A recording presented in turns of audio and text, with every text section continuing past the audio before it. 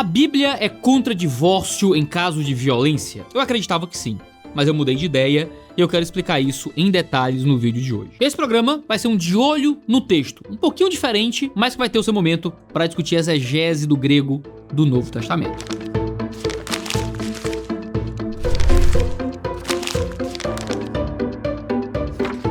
Seja muito bem-vindo ao 2 Dedos de Teologia, sou o pastor Iago Martins, você está nos escritórios do Instituto Schaeffer de Teologia e Cultura. E esse provavelmente é o primeiro vídeo em que eu vou voltar atrás de alguma coisa que eu falei em outro vídeo. A galera pergunta muito, Iago, você já se retratou de alguma coisa que falou em algum vídeo e tal? E nunca tinha acontecido até hoje. Eu já corrigi algumas informações menores e tal, mas talvez essa seja a mudança de posição mais substancial de tudo que eu já falei aqui no YouTube. Mas mesmo sendo bem substancial, você vai ver que não é tão 180 graus assim. Volto atrás de algumas coisas, adiciono outras, melhoro um pouco a rota. Bom, você vai entender. Esse vídeo tem dois pressupostos muito básicos que eu vou assumir, mas que eu não vou me esforçar para provar, porque eu tô lidando com outros vídeos que já estão aqui no canal, que você pode assistir. O 2 Dedos de Teologia Cinematic Universe tá aí pra você poder ver vídeos anteriores sem eu ter que ficar me repetindo completamente aqui. Então, como esse é um vídeo que fala sobre divórcio e sobre violência, tem dois outros vídeos no canal que você tem que ver. E eu indico que você veja depois de ver esse vídeo, se você quiser as provas,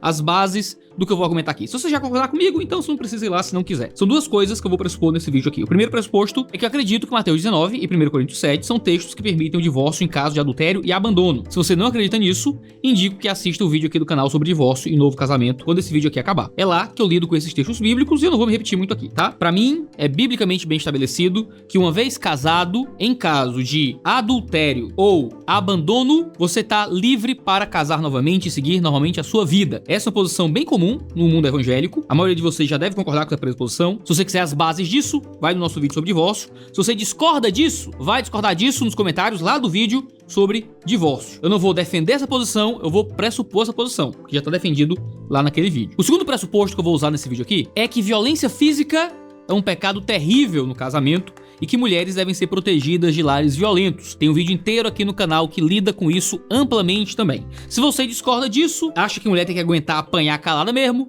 vá ver esse vídeo e vai encontrar Jesus também, seu canalha, certo? É um canalha. Dito isso, qual a polêmica que surge? É o debate sobre se violência e abuso de forma geral seriam uma cláusula permitida para divórcio e novo casamento. Muitos pastores acreditam que não, e eles se dividem normalmente em um de dois grupos. O primeiro grupo, que é o grupo que eu fazia parte, é o grupo que nega que a Bíblia permita divórcio e novo casamento em caso de violência, mas que entende que as situações posteriores à violência levariam à possibilidade de divórcio e de novo casamento. É o que eu argumento nos dois vídeos que eu indiquei aqui, e é o argumento que eu sustentei por muito tempo também aqui no YouTube. 1 Coríntios 7 estabelece a possibilidade de se separar do marido. Paulo diz que se você se separar do marido, você ou volta pra ele ou fica em celibato. Eu sempre usei essa passagem como uma forma de proteger mulheres em situação de violência. Então, situações de violência, se aparta fisicamente. Isso permitiria um novo casamento? Sempre argumentei que não, que essa passagem sozinha não vai dizer isso. Não vai dizer que você pode casar novamente. No entanto, mesmo nos dois vídeos anteriores, argumentei que quem bate,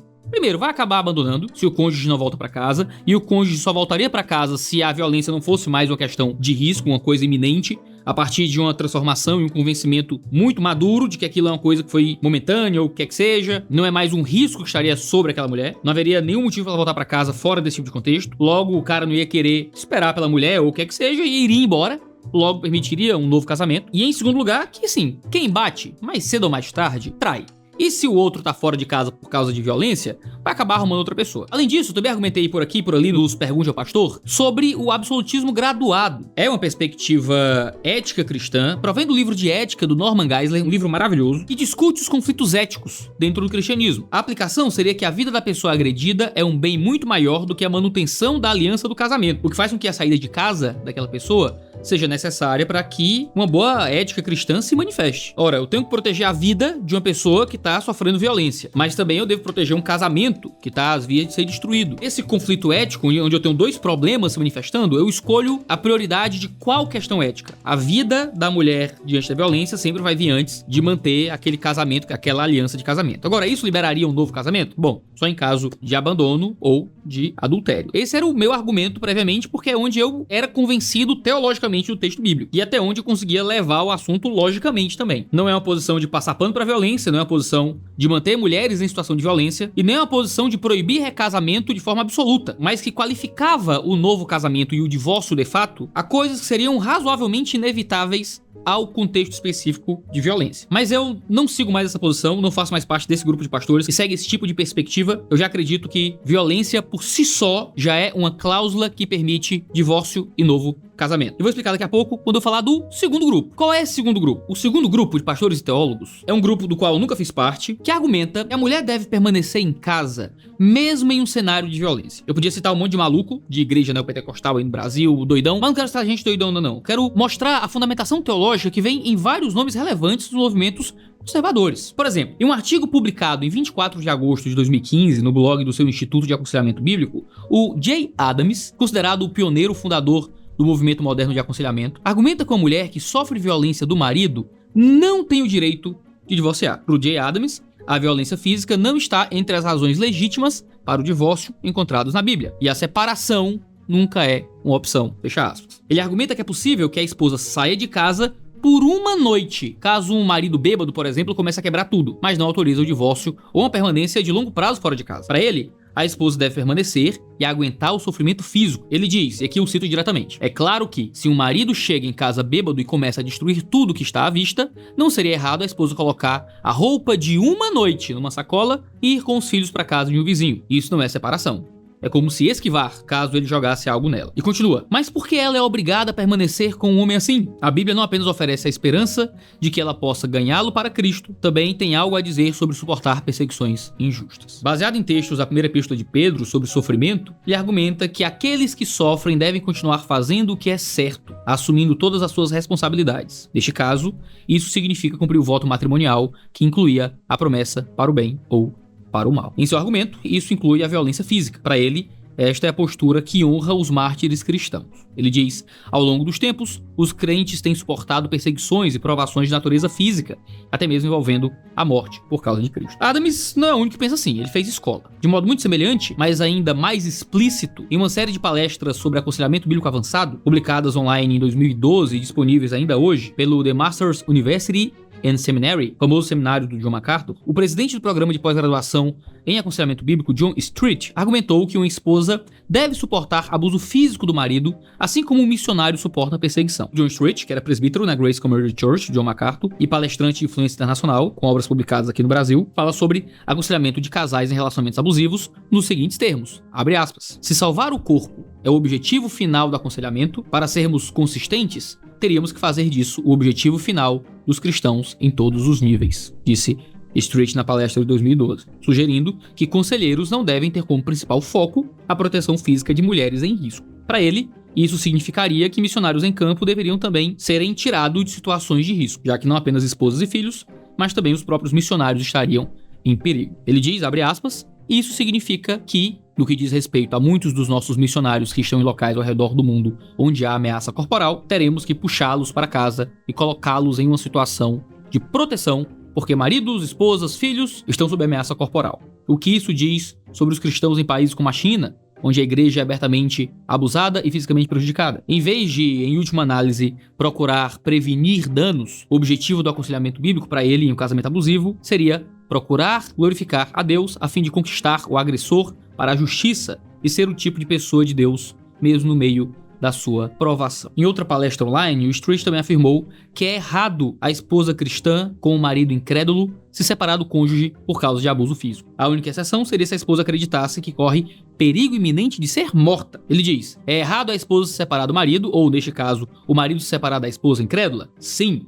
Seu objetivo e propósito dela é simplesmente sair do problema, acho que está errado. E ele continua, o objetivo dela deve ser primeiro agradar a Deus. Ela precisa estar com ele, ou ele precisa estar com ela, a fim de conquistar o cônjuge para a justiça. Às vezes, significa dificuldades. Às vezes, significa abuso. Este é sempre o risco. O John Street também alega que os abrigos para mulheres, casas que recebem mulheres vítimas de violência ou em risco de violência iminente, teriam um espaço caracterizado como muito feminista e muito anti-casamento, que causam mais dano do que benefício, porque ensinam as mulheres a tomar medidas que tornam menos provável a reconciliação com um cônjuge fisicamente violento. Ele diz que os abrigos mostram filmes gráficos de abuso contra as mulheres e crianças, abre aspas, literalmente assustando-as até a morte, e o que acabam fazendo é elevar o medo do homem quase ao nível do pânico. Para ele, isso significa que os abrigos estão fortemente empenhados em não ver o casamento funcionar. Além disso, o Street também diz que quando a mulher estabelece limites com o marido abusivo, por exemplo, se mudando fisicamente ou mantendo a sua localização em segredo, isso apenas enfurece o agressor e impede qualquer tipo de restauração. Falando sobre submissão a maridos abusivos,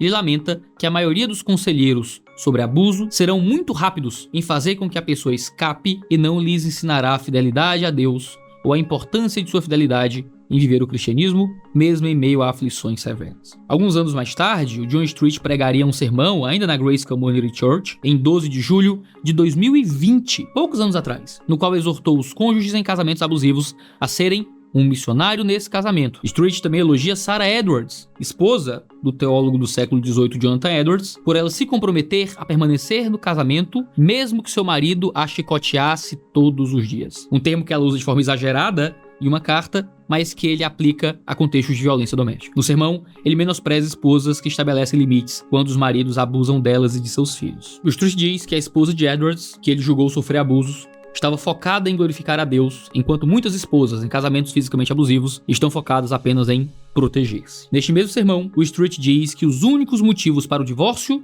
são adultério e penitente e o abandono do cônjuge e só. No mesmo ano dessa pregação do John Street, o Paige Patterson, presidente do Seminário Teológico Batista do Sudoeste e um dos principais responsáveis do ressurgimento conservador da maior denominação da América, a Southern Baptist, foi questionado em uma conferência sobre como a mulher deveria lidar com um marido que fosse fisicamente abusivo. A sua resposta atraiu muita atenção na época, uma vez que o seu conselho foi que a separação deveria ser reservada apenas para os casos mais graves e que o divórcio é sempre um conselho errado. Essas posturas são bíblicas? É assim que a gente deveria ler a questão do abuso e da violência física em um casamento? Eu acredito que não. E mesmo do modo como eu li 1 Coríntios 7 antes, eu sempre acreditei que não. Pior que isso, eu acredito que esta é uma postura que coloca irmãos em Cristo em profunda vulnerabilidade. Uma vulnerabilidade que não é dada pela palavra. Principalmente mulheres, no caso, já que elas são as principais vítimas de violência doméstica. De fato, nós pastores estamos sempre tentando manter os crentes casados. Sempre que eu sou chamado ao lar em um momento de crise de alguma pessoa, o meu esforço é para ajudar crentes a continuarem casados. No entanto, é importante nós sabermos que nem todo casamento será salvo. E a Escritura não ignora essa questão. Há momentos que Deus permite o divórcio, biblicamente falando. Tem um vídeo sobre isso para você conferir. E às vezes, esse é o único caminho para manter mulheres vivas diante de homens violentos. Onde é que mora a polêmica? A gente volta para a questão das cláusulas de exceção de Mateus 19 e 1 Coríntios 7. Esses textos só oferecem duas cláusulas de exceção para o divórcio e novo casamento, que é a porneia, no caso, imoralidade sexual, em Mateus, e o abandono, o cônjuge não querer mais ficar com você e ir embora, em 1 Coríntios 7. Então você pergunta, pastor, esses são todos os casos em que o divórcio é permitido na Bíblia? Minha resposta hoje seria a seguinte: o divórcio é permitido nesses casos, nas derivações desses casos e em casos similares a estes. Deixa eu repetir, o divórcio é permitido nesses casos, nas derivações desses casos e em casos semelhantes a esses. Isso incluiria ambientes de abuso extremo, de ameaça de violência física, de risco à vida, de abuso dos filhos, de criminalidade e coisas semelhantes. Coisas que tornem a existência doméstica impossível. Pode não ser um abandono, no sentido empregado por Paulo, mas é certamente uma forma de tornar a existência do outro na mesma casa tão impossível que é uma forma de mandar embora. O argumento nesse sentido é baseado em duas percepções, uma lógica e uma exegética. Vamos para as duas agora. No sentido lógico, que é um aperfeiçoamento da posição que eu tinha defendido nos vídeos aqui do canal até agora, e que eu quero aperfeiçoar com vocês e mostrar o que é que eu mudei de posição, é que é uma consequência argumentativa muito simples de seguir, que existem formas de abandono que não acontecem com a saída física do cônjuge de dentro de casa, mas que acontece por meio de tornar a existência do outro objetivamente impossível. Pensa na violência doméstica. Mesmo sem a esposa ser verbalmente expulsa de casa, a atitude de tornar a existência ali um risco à integridade física ou à vida torna um ato de irresponsabilidade consigo e com os outros permanecer em casa. É como se o marido agressor dissesse: eu não quero que você vá embora, fique aqui apanhando toda semana. Eu não tô te expulsando não, hein? Só tô metendo a mão na sua cara. Mas fique aqui. A esposa não é mandada embora formalmente, o cara não foi embora formalmente, mas existe uma forma de mandar embora que é tornar a permanência do outro um ato irresponsável para a própria sobrevivência de si e dos filhos. É um absurdo pensar que esse tipo de coisa não é uma expulsão do outro. Não é uma expulsão verbal, não é uma expulsão formal, mas há uma expulsão física através da violência. Se uma mulher, ou mesmo um homem, em casos mais raros,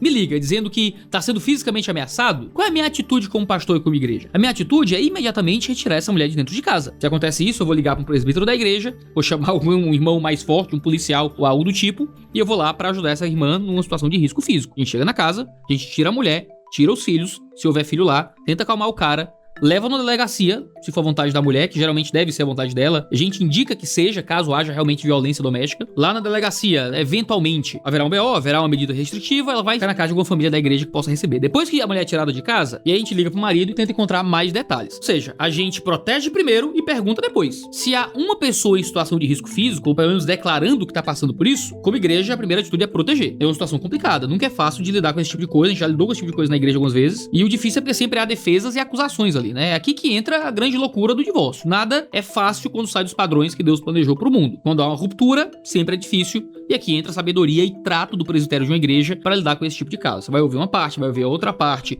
vai ver o que aconteceu, cada um vai dizer a sua versão, e aí a gente como igreja vai tentar servir como pode. Agora, ambientes de risco ou violência física são ambientes de ruptura de relacionamento. Entendemos que a parte que sofreu isso não tem que voltar para casa, não tem que continuar no mesmo matrimônio. Porque a partir do momento que o seu marido se torna um risco físico para você ou para seus filhos, voltar para aquele lar, para aquele mesmo homem, é um absurdo, é perigoso, é arriscado, é irresponsável, acaba sendo uma ofensa a Deus. Se esse homem passa por um processo de arrependimento real, de mudança real, e essa esposa deseja voltar para casa, acredita que não está mais debaixo desse tipo de risco físico, é outra conversa. Mas ela teria toda a liberdade, todo o direito, e em alguns casos, é a única decisão acertada de não voltar para essa casa, romper com esse casamento e seguir a sua vida tranquila, com um divórcio que tá dentro das cláusulas bíblicas de abandono. Agredir é abandonar? Não é. Mas agredir é expulsar. E a expulsão tá dentro da cláusula do abandono. Deixa eu dar um outro exemplo. Imagina que o seu marido começa a traficar drogas em casa. Bandidos começam a transitar na sua sala. Começa a ter violência, tiro. Isso coloca em risco a vida da mulher e dos filhos.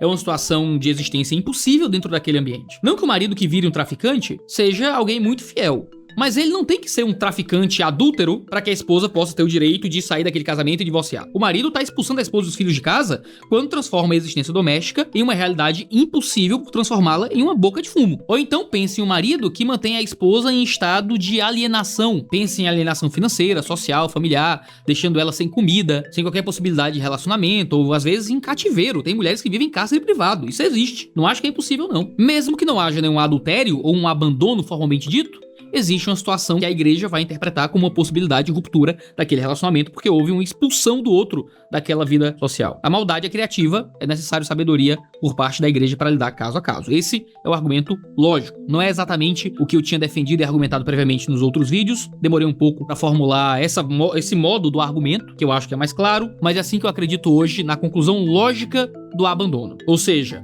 expulsão tá dentro do que seria abandono. O seu marido tem que ir embora, ele pode te expulsar de casa também. Estaria dentro da cláusula de 1 Coríntios 7, você ser mandado embora. E ser mandado embora não precisa ser um ato formal. Pode acontecer por meio de casos extremos de violência e risco para com a esposa ou os filhos. Agora, isso é um aperfeiçoamento e uma correção do que eu acreditava sobre esse caso no passado. No entanto, tem uma adição muito importante. E essa é a principal mudança teológica e exegética em mim na leitura de 1 Coríntios 7, que é de responsabilidade do Wayne Grudem. O Wayne Grudem foi quem mudou a minha posição. O próprio Wayne Grudem, mudando de posição, escreveu um livro sobre divórcio. Ele também acreditava, ele é parecido com a minha própria perspectiva sobre divórcio, e ele muda de posição, escreve um livro sobre isso. Foi no livro dele que eu mudei de posição também. E isso tá no segundo modo de olhar pro assunto, que não exclui essa primeira, mas que se adiciona a essa primeira como argumento exegético. Eu conheci essa posição quando fui pregar sobre esse texto na minha igreja, fui fazer a exegese desse texto e aí encontrei a leitura do Wayne Grudem, que pra mim é muito convincente. Então como é que é essa leitura? Vamos lá. Versículo 15, 1 Coríntios 7. Se o não crente quiser separar-se, que se separe. Em tais casos, não fica sujeito à servidão,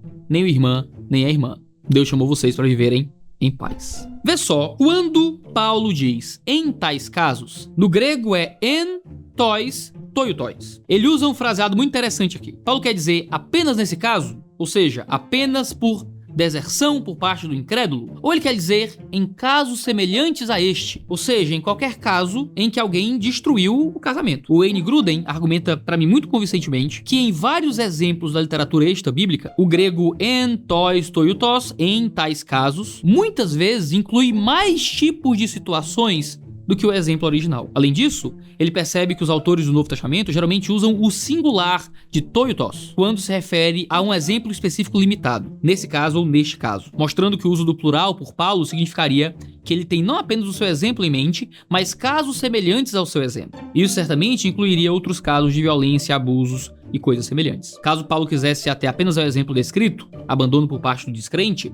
ele poderia ter usado o singular, neste caso, como fez na mesma epístola em 1 Coríntios 11:22 e em outros textos da Escritura. Mas ao usar um plural, ele indica que está pensando em casos similares. Por isso que a tradução em casos semelhantes a estes é uma tradução muito boa, porque Paulo estaria dizendo que a liberdade para o divórcio e novo casamento não estaria restrito ao caso específico, o descrente que abandona o casamento, mas em casos semelhantes a isto, casos parecidos com esses. Em casos parecidos com esses, em casos deste tipo, o cristão não ficaria preso àquele que destruiu o casamento. Essa é uma leitura exegética interessantíssima, na obra que ainda não tem em português, infelizmente. O Wayne Grudem lista vários casos da literatura extra-bíblica que prova esse ponto, de que essa é uma leitura extremamente possível e bem provável da passagem, e baseado nisso, ele lista alguns casos que ele imagina que podem permitir divórcio dentro dessa perspectiva. Isso incluiria violência e abuso físico contra o cônjuge ou filhos, crueldade verbal e relacional extrema e prolongada, ameaças críveis de dano físico ou homicídio,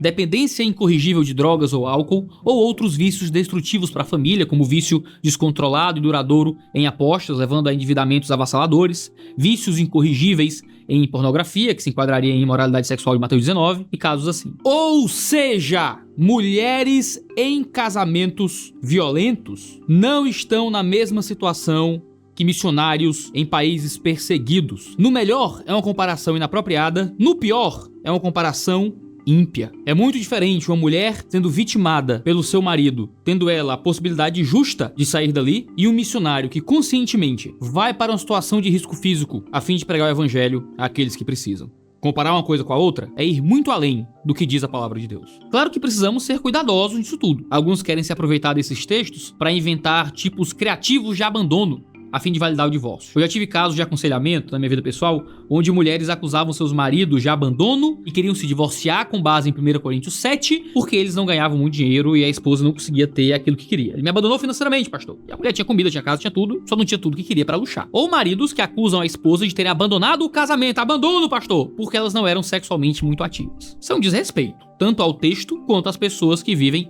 em situações de abandono ou abuso de forma real. Infelizmente, nossa sociedade, por um lado, ignora o problema sério do abuso, até mesmo em situações que são emocionais e psicológicas, e outros transformam qualquer crise prolongada em abuso. Isso acaba se tornando um desrespeito a casos reais de abuso e abandono. Mesmo assim, uma leitura exegeticamente mais madura do texto nos faz acreditar que existem situações semelhantes ao que Paulo coloca, que estariam dentro de um escopo de liberdade para divórcio e novo casamento. Essa é a perspectiva que eu tenho seguido hoje na minha vida, é a leitura que eu tenho feito e que tem guiado minhas decisões pastorais, é a posição da minha comunidade, da minha igreja, do meu presbitério, dos outros pastores, e é a posição que eu cheguei depois de alguns anos lendo sobre esse assunto. Será que vai ter outros assuntos que eu vou mudar de posição? Eu tenho plena convicção na minha vida que sim. Não é uma mudança absoluta em tudo que crie, e já preguei sobre divórcio e novo casamento, mas certamente é uma mudança de posição e eu achei importante vir aqui pra poder falar sobre isso. Já faz o quê? Um ano? Já faz o quê? Mais de um ano que eu mudei de posição sobre isso? Faz algum tempo que eu mudei de posição sobre isso, mas queria deixar essa percepção assentar mais na minha cabeça e com outros colegas pastores antes de fazer um vídeo sobre isso, pra depois não ter que fazer um terceiro vídeo me refutando de novo. Mas apareceu, eu faço. O 2D de Teologia também registra a jornada de um jovem teólogo construindo a sua teologia. Por isso que é sempre importante a gente ter uma postura de humildade no modo como a gente apresenta as nossas posições em assuntos que são mais difíceis e mais polêmicos. Tem muito tema que é simples e que você ensina na sua simplicidade. Temas polêmicos e profundos têm que ser sempre ensinados diante da percepção de que amanhã a gente pode ter argumentos novos, leituras novas, percepções novas que nos levam para algo diferente. E é fundamental a gente ter humildade para voltar atrás e dizer, gente, ó, falei tal coisa, mas pensando bem, eu acho que o ideal é um outro caminho, cresci, mudei de posição, funciona pra mim. Você já mudou de posição em alguma coisa da teologia que você já pregou, já falou a respeito? Conta aí sua história, se você quiser. Como é que você lê esses textos bíblicos? Como é que você tem entendido essa questão do abuso? Se você não viu os outros vídeos, corre pra ver o vídeo sobre divórcio, lá eu apresento as bases de tudo isso, lendo os textos que falam sobre divórcio na escritura, e ver o nosso vídeo sobre abuso físico, sobre violência doméstica. O cristianismo passa pano pra violência doméstica e coisas assim? Certamente não. Eu tento mostrar que não. Nesses dois vídeos eu falo alguma coisa sobre divórcio em caso de abandono, e nesses dois vídeos eu vou linkar esse vídeo aqui pra poder atualizar todo esse debate sobre divórcio e abandono a partir do Novo Testamento. Tá bom? Esse é o 2D de Teologia, sempre terça e quinta-feira, 10 horas da manhã, aqui no YouTube. Um cheiro no seu cangote e até a próxima.